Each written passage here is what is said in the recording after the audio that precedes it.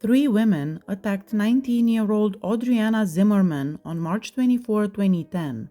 They used a crowbar to beat her, shocked her with a stun gun, and then lit her on fire. Zimmerman suffered severe burn injuries and died 16 days after the attack. Three people were arrested and accused with Zimmerman's murder: Tina Lasonya Brown, Heather Trini Lee, Brown's neighbor, and Britney Angelique Miller, Brown's daughter. Tina Lasonya Brown, her daughter Britney Angelique Miller, and their neighbor Heather Trini Lee were all acquaintances of Audriana Zimmerman. The four of them shared trailers in a mobile home park in Escambia County. However, some disagreements caused the relationship between Brown, Miller, and Zimmerman to worsen by 2010. On one of those occasions, Miller caught Zimmerman in the act of having relations with her boyfriend. Zimmerman used a stun gun on Miller in self-defense after Miller tried to hit her over this. In an attempt to rekindle their connection, Brown invited Zimmerman to her house on March 24, 2010, a few days after the stun gun incident. When Zimmerman arrived, she was beaten by Brown, Miller, and Lee. Brown also shocked Zimmerman multiple times with a stun gun and beat her with a crowbar. The three then dragged Zimmerman into a car and took her to a neighboring forest.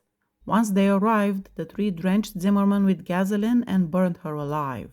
They left Zimmerman for dead after the assault, but she was able to make it to a nearby house and dial 911. 60% of her body was severely burned when she was taken to a hospital. Zimmerman was able to identify her attackers to the authorities despite her injuries. On April 9, 2010, 19-year-old Audriana Zimmerman passed away in the hospital 16 days after the attack. Multiple burn injuries were the cause of death, according to the autopsy. Following Zimmerman's death, the three were arrested and remained in police custody pending trial for the torture and killing of the woman, and they were charged with first-degree premeditated murder, a crime for which a Florida jury can sentence a defendant to death.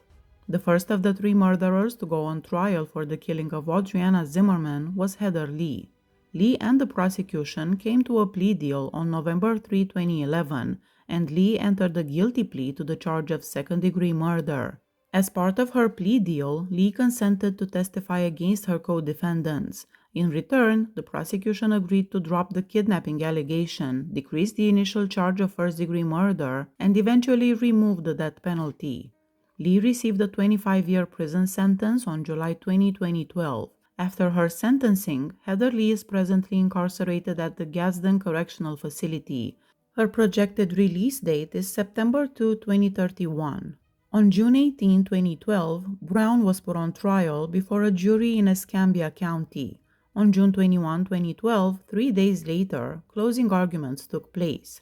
Tina Brown, 41, was convicted of first-degree murder. Before returning with the guilty decision, the jury reportedly pondered the matter for an hour. On June 26, 2012, a few days after Brown was found guilty, the same jury returned with their sentencing finding and unanimously recommended that Brown be executed. Brown allegedly apologized to the victim's family in court. Judge Gary Bergosh accepted the jury's recommendation that Brown be executed and formally sentenced her to death on September 28, 2012. The third and last criminal to go on trial for Audriana Zimmerman's murder was Britney Miller.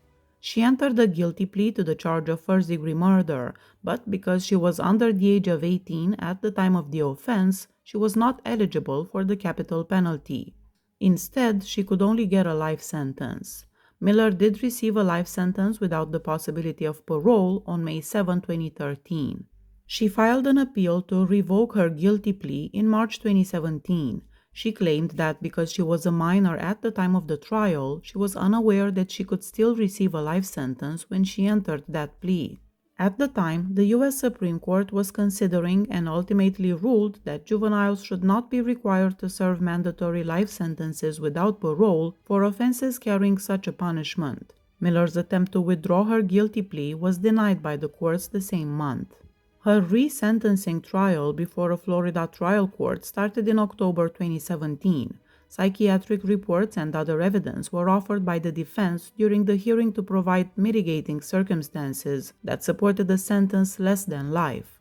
Miller's trauma from childhood abuse, abandonment, and sexual exploitation was one of the defense's arguments for a lighter sentence. The defense also presented evidence that Miller committed the crime out of a strong desire for her mother's approval. Circuit Judge Gary Bergosh resentenced Miller to life in prison on November 6, 2017. She was granted her first sentencing review in 15 years due to her juvenile status. The Florida First District Court of Appeal upheld Miller's life sentence reinstatement on April 3, 2019. The Supreme Court denied Tina Brown's appeal against her murder conviction and death sentence on May 15, 2014. Brown's second appeal to the Florida Supreme Court was similarly denied on July 8, 2014, and the U.S. Supreme Court denied Brown's appeal on December 1, 2014. She appealed once more in 2018. She maintained that Lee was more responsible for the crime, that her initial trial attorney was incompetent, and that several of the jurors ought to have been removed for numerous grounds that could have disqualified them from jury selection. Circuit Judge Gary Bergosh rejected Brown's appeal on April 5, 2019, stating that Brown failed to present any evidence to back up her allegations or explain how they would have affected the verdict in the trial. Brown's third appeal to the Florida Supreme Court was denied on August 27, 2020. In an effort to overturn her conviction and sentence, Brown filed a post-conviction motion in 2023. Her attorneys contended in the appeal that Corey Doyle, a crucial witness against Brown, had lied on the witness stand at the request of Heather Lee, one of Brown's accomplices, and that her disputed credibility called into question the legality of her death sentence. Judge Bergosh denied Brown's appeal on May 10, 2024, stating that the additional evidence did not cast doubt on Brown's guilt. Tina Brown was one of 5 women detained on death row at the Florida's Lowell Correctional Institution by the beginning of 2017. The other 4 were Tiffany Cole, Margaret Allen, Maria Cardona, and Emilia Carr. Following an evidence hearing on her case, Carr's death sentence was commuted to life without parole in June of that year. Cardona was also resentenced to life without parole in December 2017, following a third retrial for the murder for which she had previously been found guilty. By March 2023, Cardona and Carr's execution sentences had been commuted, leaving only Brown, Allen, and Cole on death row. Then, in August 2023, the jury's majority vote of 10-2 reversed Cole's death sentence and resentenced her to life in prison without the possibility of parole, making Allen and Brown the final 2 women in Florida to await their execution sentences. Margaret Allen, Brown's only death row companion, passed away on December 13, 2024, at the age of 58 from natural causes.